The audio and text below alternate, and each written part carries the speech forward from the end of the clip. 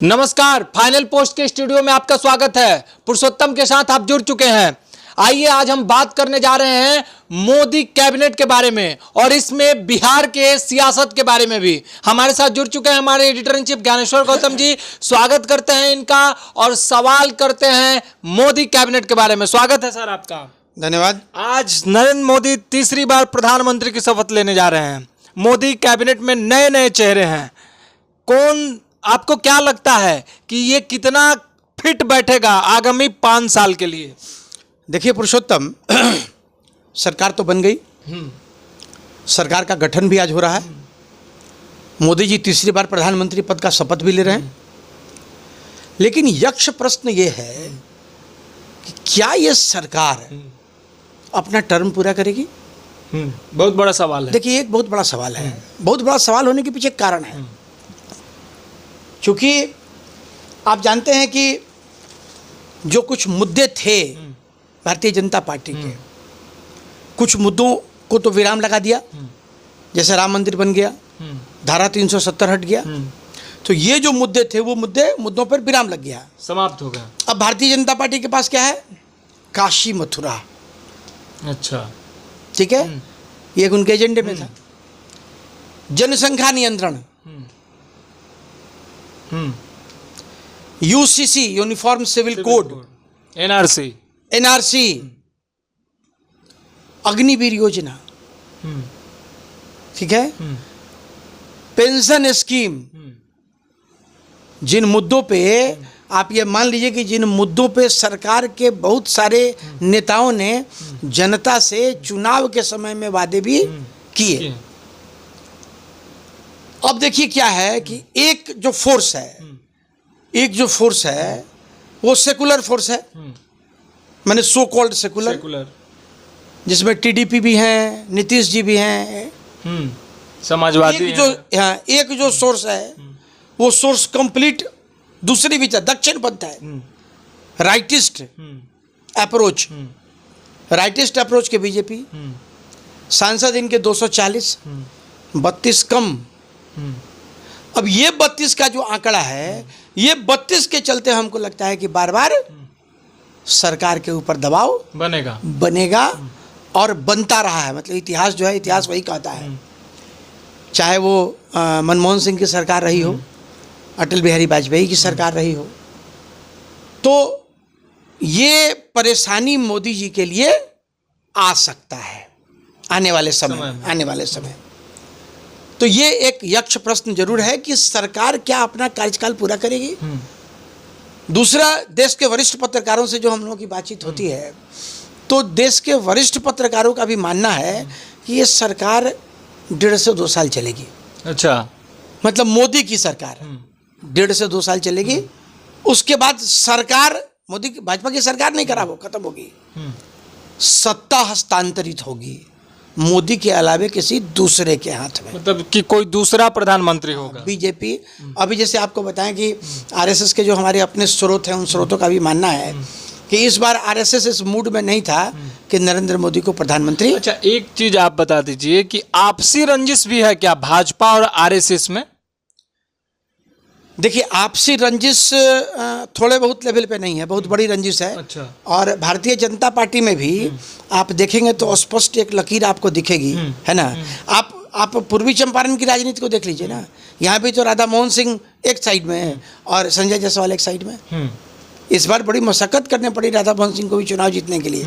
और आप ये समझिए कि 2019 की लहर में राधा मोहन जी को जितना वोट आया, 5,93,000 करीब वोट उनको आया था, और इस बार जो उनका वोट घट के 5,23,000 हो गया, जबकि वोटिंग परसेंटेज बढ़ गया था, है ना।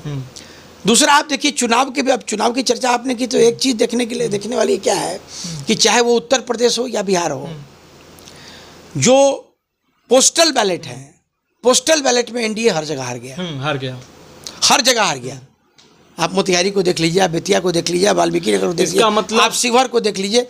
इसका मतलब ये है कि जो लोग नौकरी पेशा लोग हैं, पढ़े लिखे लोग जो पढ़े लिखे लोग हैं, वो मोदी से कटे हुए हैं। इसको दूर करने की आवश्यकता है।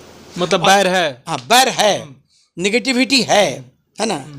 तमाम तरह की चीज़, जैसे मान लीजिए नौकरी हम करते हैं, नौकरी करने वाले लोगों के लिए की जो बेसिक्स हैं, अब सपोज कीजिए महंगाई बहुत बढ़ गई, हमको 15,000 रुपये महीना मिलता है, ठीक है।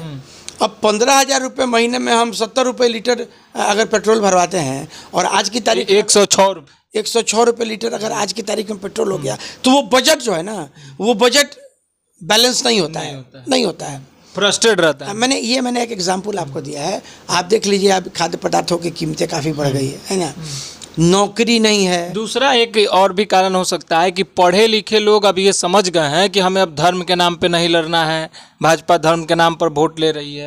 देखिए, हर चीज़ का तो अंत होता है ना, हर चीज़ का अंत होता है, और मुझे लगता है ना कि ये जो है वो इस तरह की जो राजनीति है, धर्म की राजनीति, जात की राजनीति, अब धीरे धीरे ये लोग इससे ऊपर उठ रहे हैं, लोग इससे थोड़ा ऊपर उठ रहे हैं। आप देखिए, इंटरकास्ट मैरिज की संख्या बहुत बढ़ गई है, और अब नीचे के लोग हों वो या ऊपर के, मैंने लोअर कास्ट हो या अपर कास्ट हो, कोई भी हो, उस सब लोग इसको स्वीकार भी कर रहे हैं। एक चेहरा जो मोदी कैबिनेट में मंत्री बनने जा रहा है, जिसकी आम लोगों के बीच में काफ़ी चर्चा होती है, माना जाता है कि आरएसएस के कद्दावर नेता हैं नितिन गडकरी। हमेशा मोदी के पैरेलल में उनको खड़ा करके रखा जाता है, ये कोई स्ट्रैटेजी है क्या?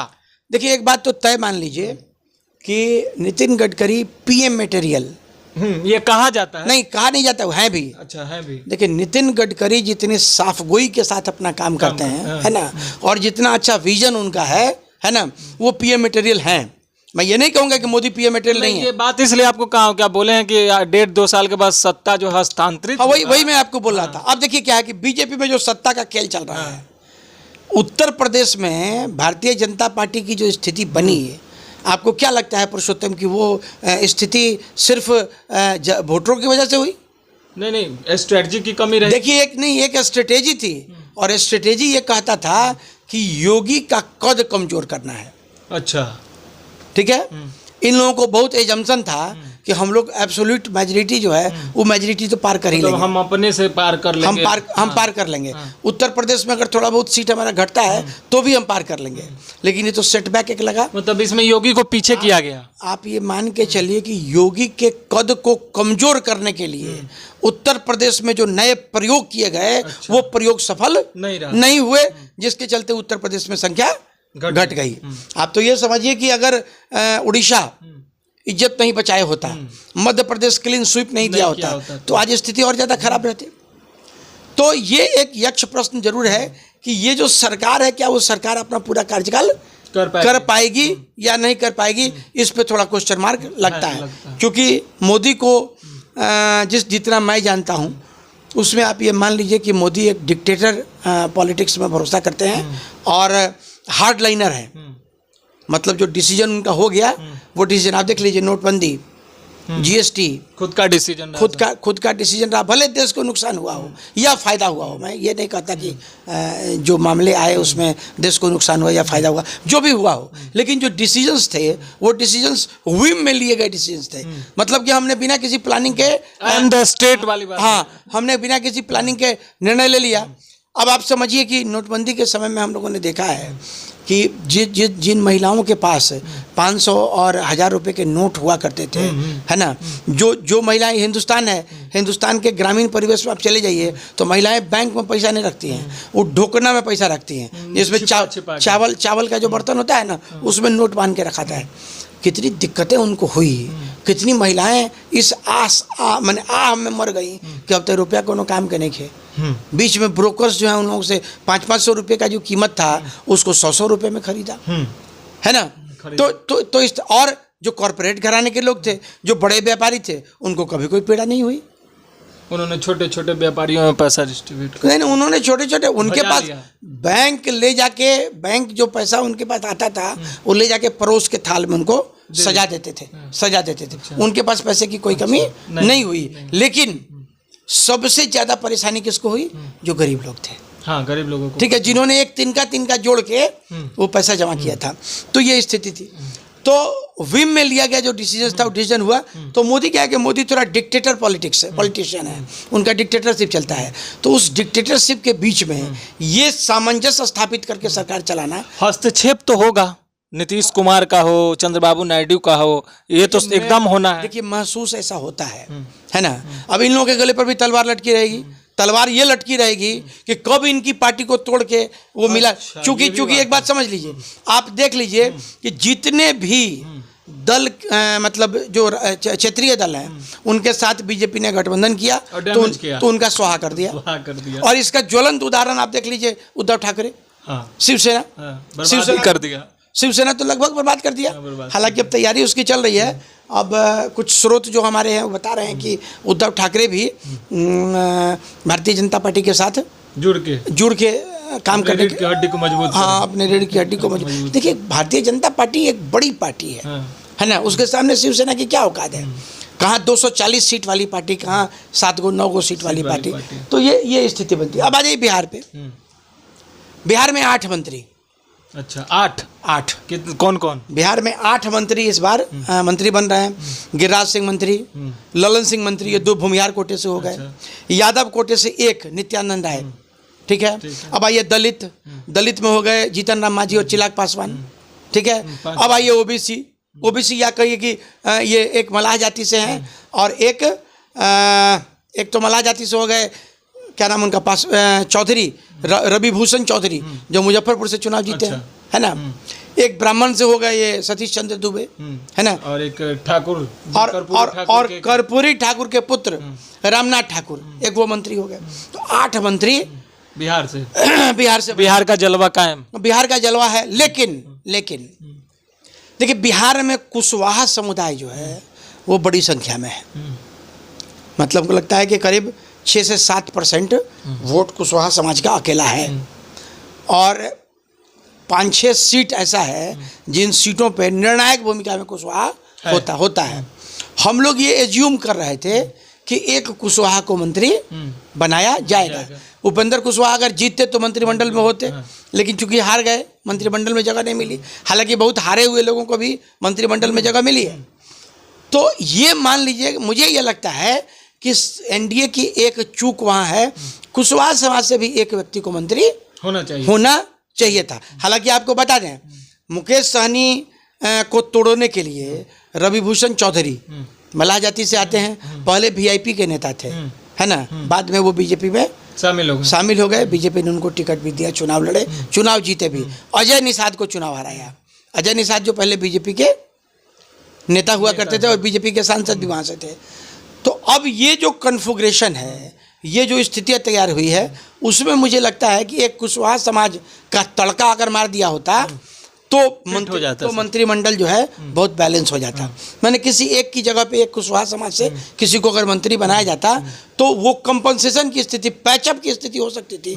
चूंकि अभी जो 2024 का इलेक्शन हुआ है, इसमें कुशवाहा जाति के जो लोग हैं उन्होंने वन साइडेड होकर महागठबंधन को वोट दिया है और उपेंद्र कुशवाहा का चुनाव हारना उसका द्योतक भी है।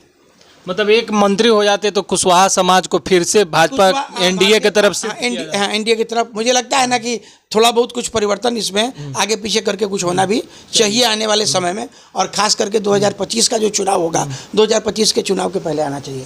तो पुरुषोत्तम, ये आज की स्थिति थी। राज्यवार भी आप देखिए तो राज्यवार भी मंत्रियों का हिसाब किताब ठीक ही है। और जो केंद्र के राजनीति की है, तो केंद्र की राजनीति को लेके एक उहापोह की स्थिति, थोड़ी बहुत उठापटक। एक ऑप्शन मैं मान के चलता हूं कि खुल गया है। वो ऑप्शन ये है कि अब नरेंद्र मोदी का जो डिसीजन होगा उसमें हस्तक्षेप होगा। ये हस्तक्षेप तो होगा, हस्तक्षेप तो होगा। और मुझे लगता है कि अब जनसंख्या मतलब हस्तक्षेप होगा, मतलब लोकतंत्र जिंदा है। हाँ। देखिए एक चीज समझिए क्या है, हस्तक्षेप होना भी चाहिए, बहस होनी चाहिए, है ना। इससे क्या होता है कि इससे लोकतंत्र पॉलिश्ड होता है ना। तो मुझे लगता है कि जनसंख्या नियंत्रण की का जो कानून की जो बातचीत थी उस पर शायद कोई चर्चा नहीं हो। एनआरसी जो है उसके ऊपर कोई चर्चा नहीं हो। कॉमन सिविल कोड है उसके ऊपर कोई चर्चा ना हो। तो इस तरीके से करके सरकार चलेगी। लेकिन ये बात आपने पुरुषोत्तम अच्छी कही कि लोकतंत्र जिंदा है। चलिए, बहुत बहुत धन्यवाद आपका। तो आपने सुना कि अब मोदी सरकार, मोदी कैबिनेट में हस्तक्षेप होगा। ये लोकतंत्र के लिए बहुत ही खूबसूरत चीज है। आगे क्या कुछ होगा हम फिर आपको बताएंगे, फिर चर्चा करेंगे, अपने स्टूडियो से बैठ करके तमाम जानकारी, तमाम विषयों पर चर्चा करके आपको बताएंगे। बने रहिए आप हमारे साथ, देखते रहिए फाइनल पोस्ट। हमारे चैनल को लाइक सब्सक्राइब कर लीजिए, कमेंट में अपनी राय जरूर रखिएगा। बहुत बहुत धन्यवाद। ठीक ठाक डिबेट हो गया।